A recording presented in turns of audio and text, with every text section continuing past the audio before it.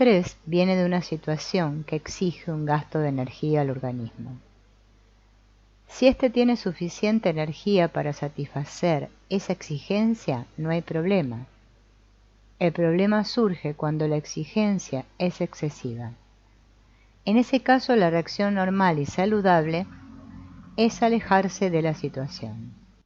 Todos los animales siguen ese patrón de comportamiento que se rige por el principio del placer y el dolor. Vivir nos resulta placentero cuando tenemos suficiente energía para satisfacer las exigencias de la vida. Cuando las exigencias son excesivas o nos falta energía, el estrés se vuelve distrés, que es doloroso. El principio del placer y el dolor nos dice que todos los organismos buscan el placer e intentan evitar el dolor. Los seres humanos están también gobernados por otro principio llamado el principio de la realidad, que afirma que una persona prescindirá del placer y tolerará el dolor si cree que dicho comportamiento le llevará a un placer mayor o a evitar un dolor mayor en el futuro. Debido a este principio, la gente no siempre se aleja de las situaciones estresantes o dolorosas. Un niño pequeño, enfrentado a unos padres hostiles que lo castigan, no puede retirarse físicamente de esa situación. Estar solo le da más miedo que el dolor que debe soportar. Pero esta sumisión no alivia el efecto de la conmoción resultante de la hostilidad o del castigo. Hay una alternativa a la huida. Si uno tiene la energía y las fuerzas suficientes, puede luchar contra el agresor, lo cual, si tiene éxito, puede impedir el dolor y el estrés. La lucha o la huida son las reacciones animales básicas ante las situaciones estresantes o dolorosas. Tanto en la lucha como en la huida se movilizan las reservas de energía mediante la acción de la adrenalina para hacer frente a la emergencia. Estas emergencias en el mundo animal suelen ser de corta duración, el ataque de un depredador, por ejemplo. La presa escapa y la emergencia llega a su fin. Por lo general, no hay escapatoria a la hostilidad de los padres. El niño se ve obligado a ceder a sus exigencias. En el nivel físico no puede escapar ni luchar, pero mentalmente puede hacer ambas cosas. Puede retirarse de una situación si corta su contacto con la realidad. La manera de hacerlo es retirar energía de la periferia del cuerpo. Se trata de un patrón esquizoide o esquizofrénico y también es el equivalente de una conmoción.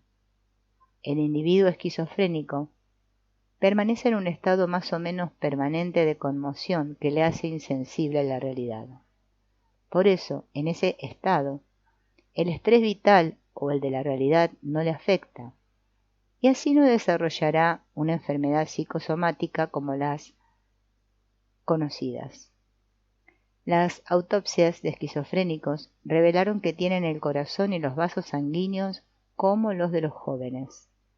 El precio que pagan por su protección del estrés es estar alejados de la vida. Su existencia transcurre en una especie de limbo. No están muertos ni tampoco completamente vivos. Al retirarse limitan su capacidad de absorber energía. Su respiración es muy superficial. El individuo esquizofrénico no es tan susceptible a los resfriados como los demás, porque permanece en lo que podríamos llamar un estado de congelación. Sin embargo, su respiración deficiente aumenta la probabilidad de que con el paso de los años sufra una neumonía. En el pasado, antes de que existieran los antibióticos, era frecuente que fallecieran por esta enfermedad.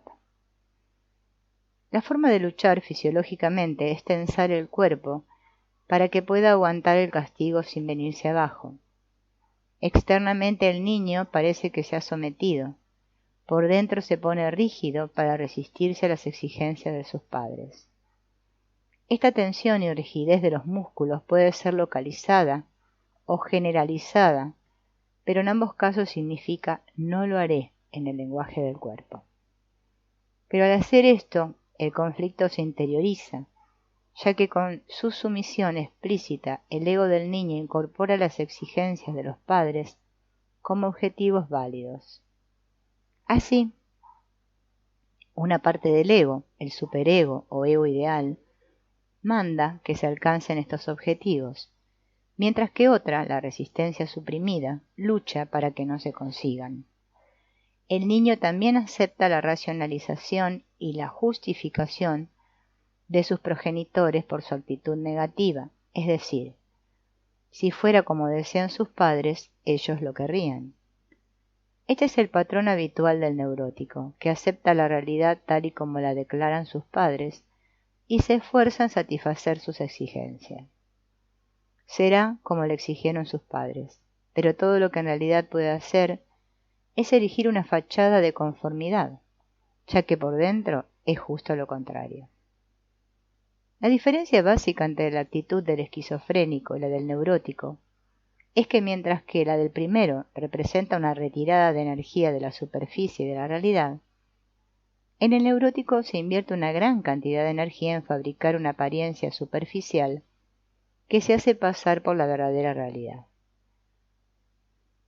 Una persona que padece colitis ulcerosa, alguien del tipo de carácter oral, crea una fachada que niega sus necesidades, su dependencia y su miedo de caer, mientras que alguien que desarrolla artritis, básicamente alguien del tipo de carácter rígido, no reconoce su agresividad negativa y muestra una fachada de atención y desvelo por los demás. Un ejemplo es de una joven que padecía lupus eritematoso. Esta es una enfermedad que podría describirse acertadamente como autodestructiva, en la que una parte del cuerpo, el sistema inmunológico, parece reaccionar negativamente a sus propios tejidos. En su caso, los síntomas eran debilidad, inflamación pulmonar, una erupción facial y trastornos oculares. Su fachada era la de ser la niña buena de papá.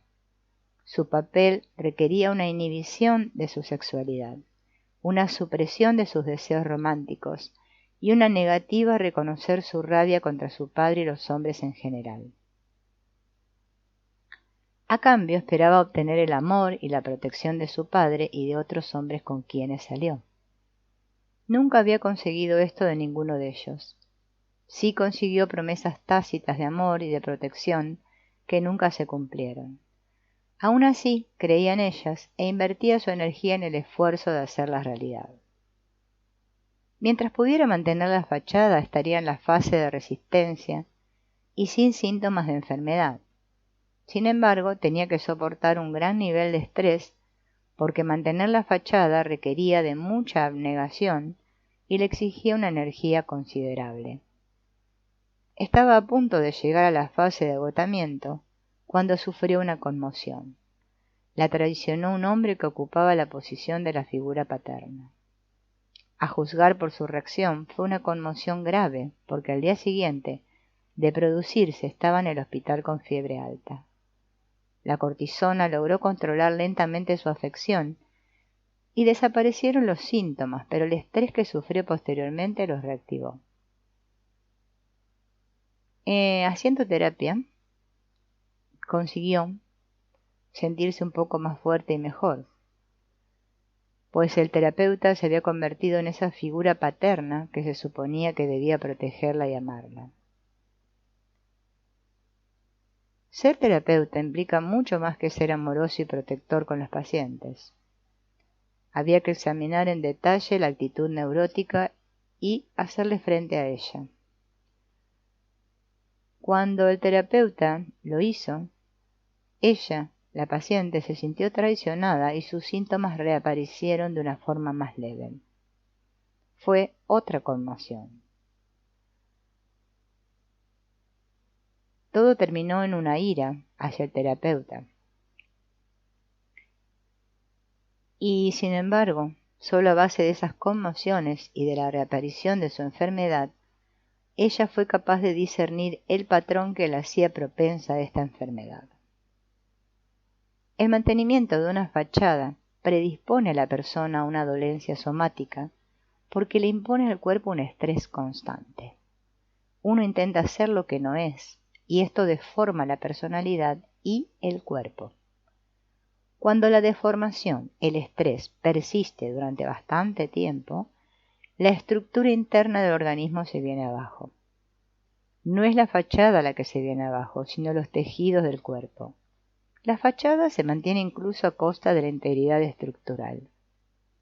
En el caso de la esquizofrenia, lo que se rompe bajo el peso abrumador del estrés es la superficie de la personalidad, mientras que sus órganos están protegidos internamente.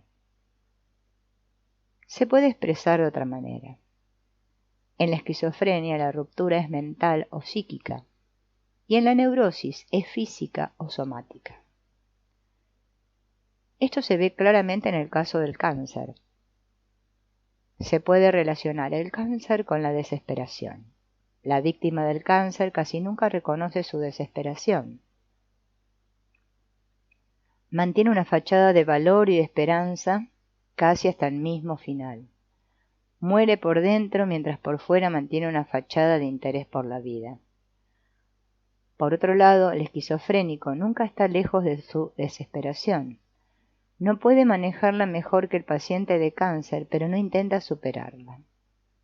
Al mantenerse retirado, muere por fuera, mientras mantiene un núcleo de integridad por dentro.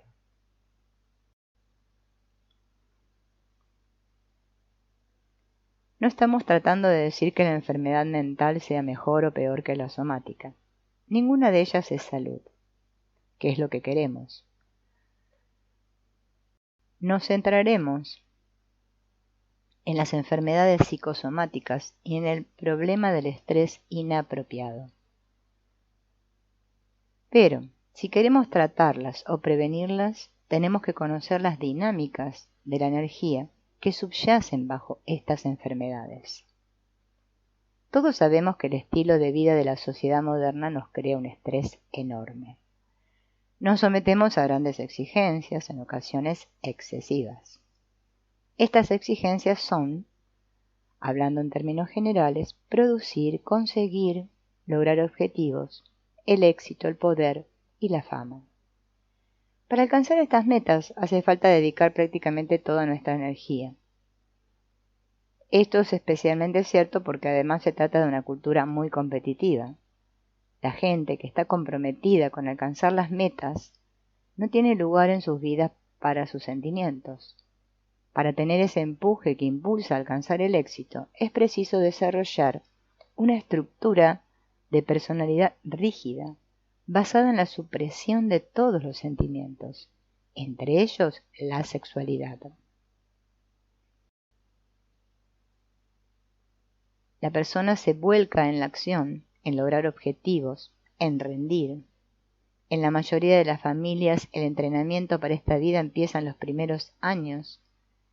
La supresión de los sentimientos se logra mediante la contracción muscular que pone al cuerpo en un estado de tensión. Aunque la tensión crea el empuje, al contraer la respiración también se reduce la energía corporal. El resultado es que quienes generan ese empuje son candidatos a terminar sufriendo un colapso nervioso. Este análisis sugiere solo una manera de evitar la enfermedad, y es revertir el patrón de esta cultura.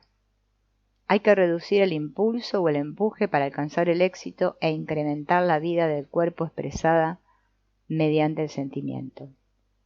Debemos comprender que esa búsqueda de éxito es un intento de compensar nuestra sensación interior de fracaso como hombres o mujeres.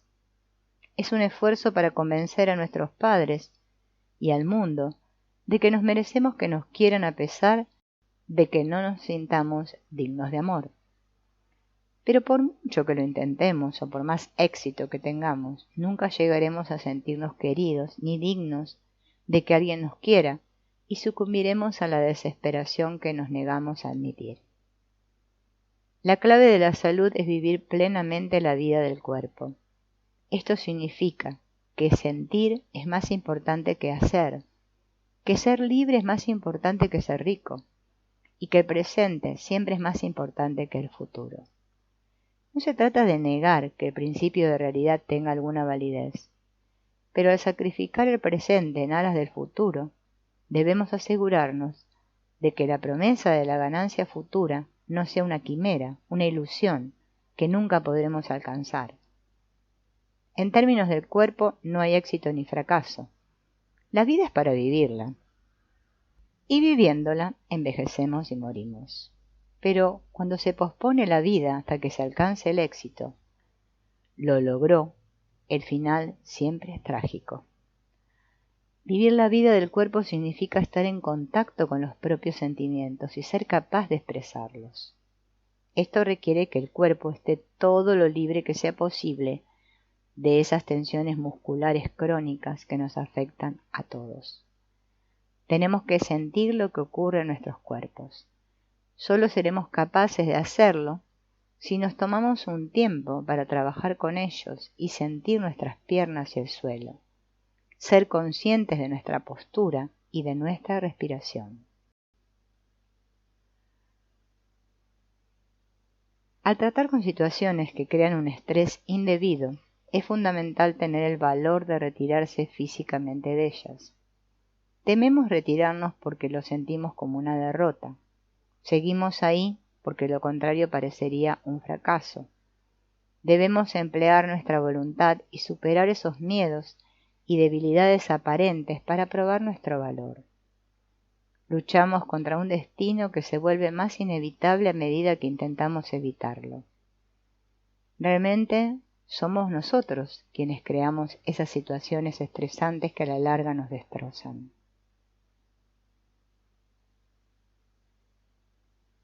El esfuerzo para entender el dilema humano nos conduce inevitablemente al misterio del placer. Desde que se popularizó el psicoanálisis, hemos aceptado la afirmación de Freud de que el organismo se esfuerza para alcanzar el placer y evitar el dolor. Con anterioridad a Freud, Leslie Stephen había señalado: repito que el dolor y el placer son, en mi opinión, las causas determinantes de la acción. Incluso podría decirse que son las únicas y últimas causas. Pero aunque sabemos lo que es el dolor y podemos medirlo objetivamente, el fenómeno del placer escapa de la observación científica. Parece que el dolor tiene una cualidad sustancial. Su intensidad suele estar directamente relacionada con la intensidad del agente nocivo. Una quemadura de segundo grado es invariablemente más dolorosa que una de primero. El dolor es un fenómeno bastante consistente en el sentido de que un determinado estímulo doloroso afecta por igual a la mayoría de la gente. Y el dolor tiende a estar localizado. El cuerpo contiene receptores y nervios específicos para el que sirve la localización de su origen. Si estos nervios están bloqueados por un agente anestésico, el dolor desaparece. Por el contrario, el placer parece insustancial. Si una buena chuleta puede estimular nuestro paladar, 2 buenas chuletas pueden causarnos una indigestión. Con frecuencia sucede que una cena que ayer nos pareció estupenda no nos dice nada si nos la vuelven a servir hoy. El placer depende en gran medida de nuestro estado de ánimo. Cuando nos sentimos tristes, la mejor compañía puede ser una molestia. Es tan difícil disfrutar de algo bello cuando uno está deprimido como oler una rosa cuando se está resfriado. Pero un buen estado de ánimo, a pesar de ser imprescindible para poder disfrutar, no es una garantía de placer. En muchas ocasiones, uno puede ir al teatro y al cine con mucha ilusión y mucho entusiasmo y solo salir de allí decepcionado y desencantado. Parece ser que para que haya placer, el estado interno y la situación externa deben coincidir. La diferencia entre nuestras reacciones ante el dolor y el placer puede explicarse, al menos en parte, por el hecho de que el dolor es una señal de peligro. Indica una amenaza a la integridad del organismo y provoca una movilización de los recursos con carácter de emergencia.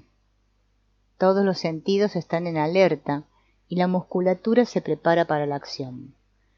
Para enfrentarse a la amenaza hay que conocer la localización exacta del peligro, medir su intensidad y suspender toda actividad hasta que se garantice la seguridad. El placer es elusivo. Cuanto más te esfuerzas en buscarlo, menos probabilidades tienes de encontrarlo. Si te aferras a él con ansia, se te va de las manos. Robert Burns escribe: pero los placeres son como amapolas abiertas, tomas la flor y los pétalos se esparcen. Por otra parte, puede aparecer donde menos te lo esperas. Una flor que crece al borde del camino, una conversación con un desconocido, un evento social nocturno al que no te apetecía asistir que termina siendo una velada encantadora. El placer no se puede poseer. Uno debe entregarse a él, es decir, dejar que tome posesión de tu ser. El placer es tan tímido como escurridizo. Oculta su bello rostro de las miradas vulgares. Reside en la intimidad del amante y se desvanece cuando se transgrede esa intimidad. No obedece órdenes ni satisface peticiones. Es producto de la espontaneidad, como una niña pequeña que esconde su talento cuando está delante de la gente. Y sin embargo, el placer no es reservado, no exige que lo compartamos. Florece en la compañía de los iniciados, los comprensivos y los bien intencionados. Como todo el mundo sabe, un placer compartido es un placer ganado. Un placer escondido es un placer perdido. Tan suave como una brisa estival, tan frágil como un susurro en la noche, el placer tiene el poder de cambiar los destinos y la fuerza de crear vida. Puede destruirse tan fácilmente como puede uno aplastar una flor, y lo mismo que la flor surge de nuevo de la tierra abundante. Se presenta espontáneamente, es un don de los dioses, para elevar el espíritu del hombre e iluminar su mundo. En su presencia cesan las preguntas, es aquello que tiene todo el significado en sí mismo. Su ausencia fuerza al hombre a embarcarse en una búsqueda que desde un principio está destinada al fracaso. De todos, es sabido que el placer aparece al satisfacer las necesidades. Comer cuando uno está hambriento y dormir cuando tiene sueño son experiencias placenteras que ejemplifican a la perfección este principio. Freud sostenía que el placer surge de la descarga de la tensión y proponía que la cantidad de placer está relacionada con la pendiente de la descarga. Cuanto más pronunciada es la pendiente, mayor el placer. Esto sin duda es verdad en lo referente al sexo, en el que la cantidad de placer está en función de la intensidad del deseo y la proporción de la descarga. Sin embargo, una visión del placer que lo limite a la descarga de la tensión o a la satisfacción de las necesidades, aunque obviamente sea válida, resulta muy limitada para entender el comportamiento humano. A la gente le agrada sentir una cierta cantidad de tensión. Encuentra placer en enfrentarse a desafíos como los de los deportes de competición, porque la tensión incrementa la excitación. El aumento de la excitación es una experiencia placentera cuando está asociada a la perspectiva de su liberación o satisfacción. En la actividad sexual, esta intensificación de la excitación se llama placer anterior para distinguirlo del placer final o la satisfacción del orgasmo. Sin embargo, cuando no existe la perspectiva de liberar esa tensión o la satisfacción se aplaza excesivamente, el deseo y la necesidad se vuelven estados dolorosos. Así, en ausencia del conflicto o de la perturbación, tanto la necesidad como su satisfacción son aspectos del placer. Como las necesidades primordiales del organismo tienen que ver con el mantenimiento de su integridad, el placer está relacionado con la sensación de bienestar que surge cuando esta integridad está asegurada. En su forma más simple, el placer refleja el funcionamiento sano del proceso vital del cuerpo. Naturalmente, el dolor indica una interrupción o una perturbación de las funciones vitales. Leslie Stephen defiende esta misma idea. Por tanto, debemos suponer que el dolor y el placer están mutuamente relacionados con ciertos estados que podrían considerarse como el funcionamiento armonioso o el funcionamiento distorsionado de la maquinaria física, y dados estos estados, las sensaciones deben estar siempre presentes. En su significado más sencillo, el placer es la sensación que surge del proceso continuo de la vida, que es más que un mero sobrevivir, es decir, más que el mantenimiento de la integridad física del organismo. Muchos individuos perturbados que se quejan de encontrar poco o ningún placer en vivir y se sienten deprimidos tienen la capacidad de sobrevivir. En estos casos los procesos vitales han dejado de ir hacia adelante. La vida no tiene como objetivo un equilibrio estático, sino que implica el concepto de crecimiento. Por eso es por lo que la novedad es un ingrediente tan esencial del placer. La repetición de experiencias idénticas causa aburrimiento, y en nuestras mentes significa una negación de la vida. Usamos la expresión muerto de aburrimiento para describir los efectos perjudiciales de la falta de excitación. El placer está estrechamente ligado al fenómeno del crecimiento, que es una expresión vital del proceso continuo de la vida.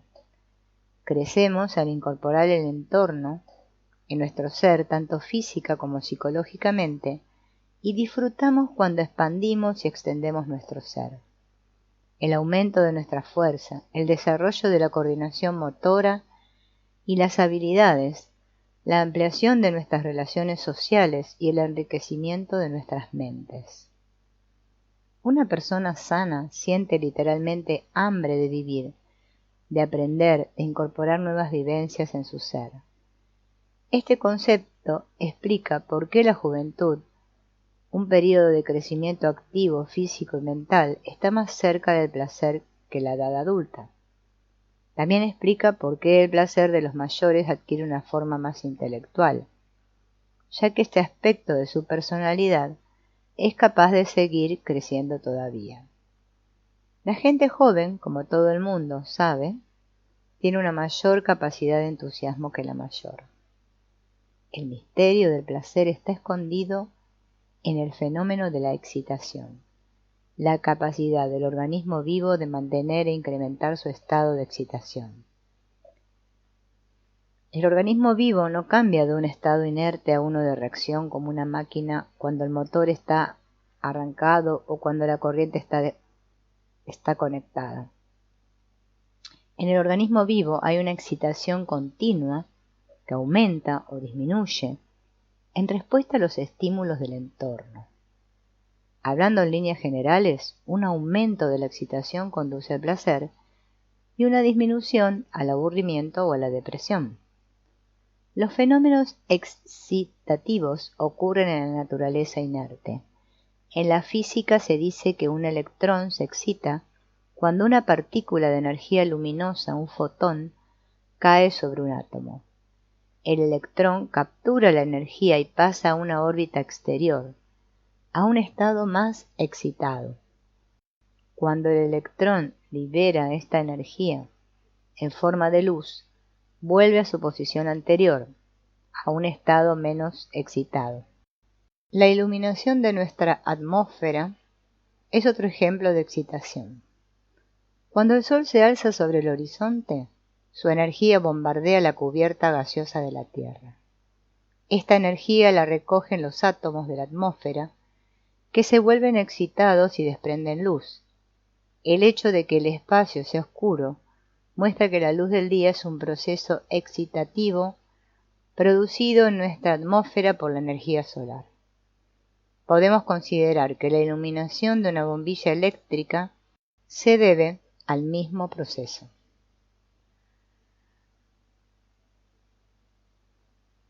Se podría decir que la electricidad que pasa por los filamentos de la bombilla eléctrica excita los electrones de los filamentos, haciéndoles desprender luz.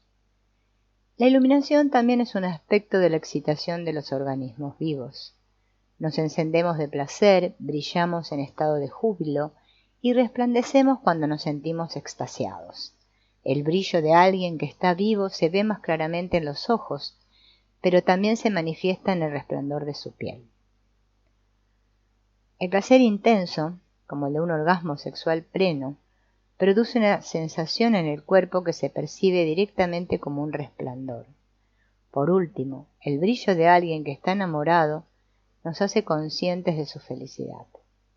La excitación de un organismo vivo difiere de la producida en la naturaleza, en que está contenida en un sistema cerrado.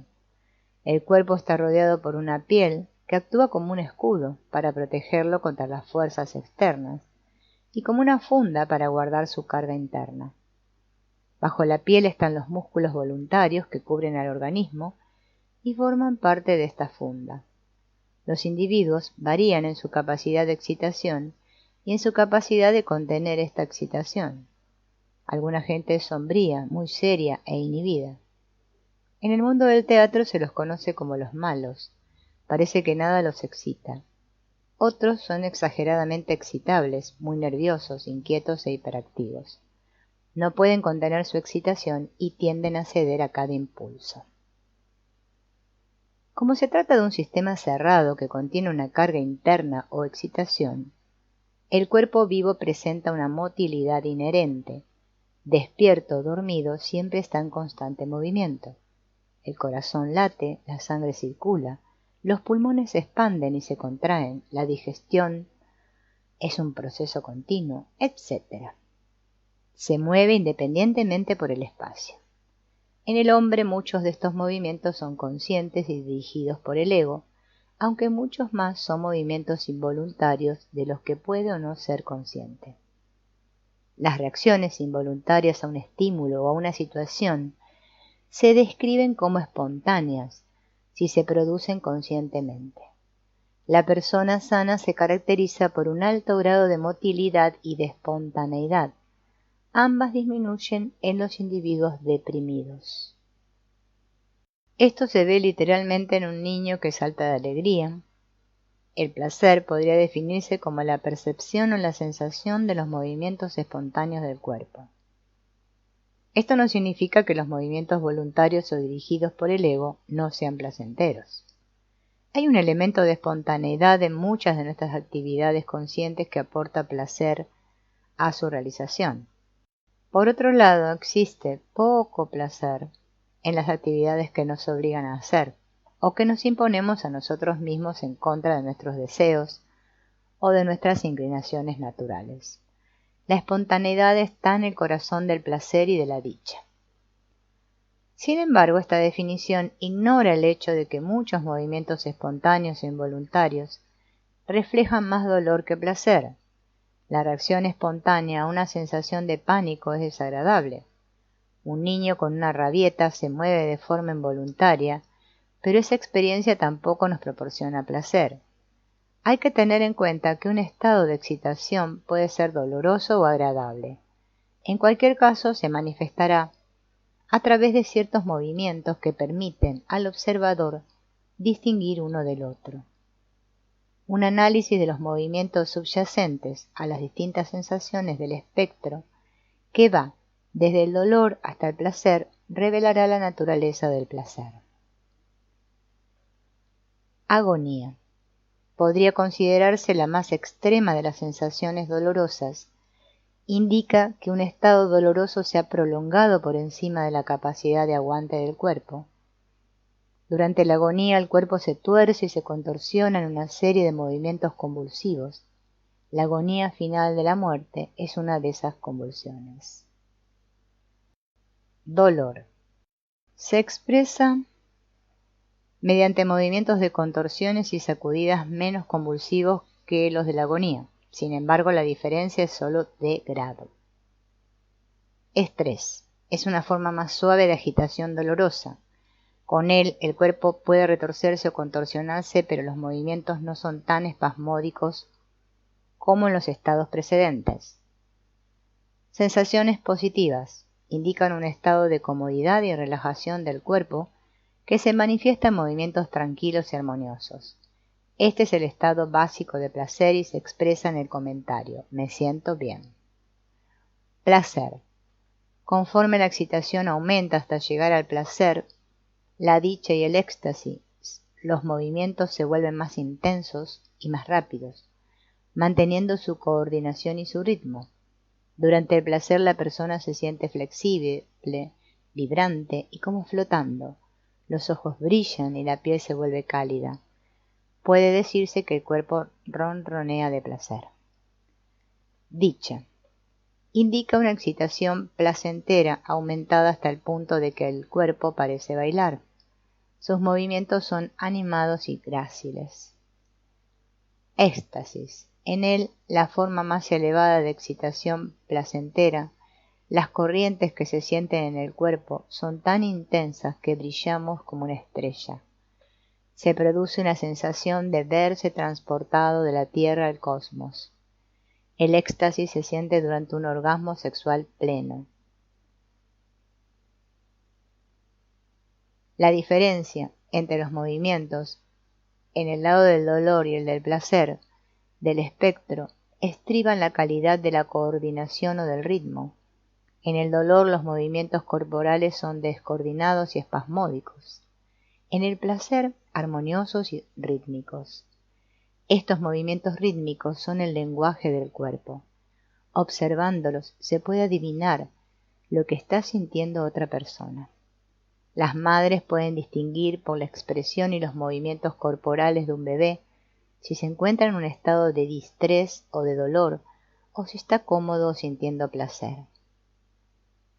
Este análisis muestra que no se puede definir el placer como la ausencia del dolor, porque aunque es verdad que el alivio del dolor produce inconfundiblemente una buena sensación, lo hace al devolver al cuerpo a su estado básico, las sensaciones agradables.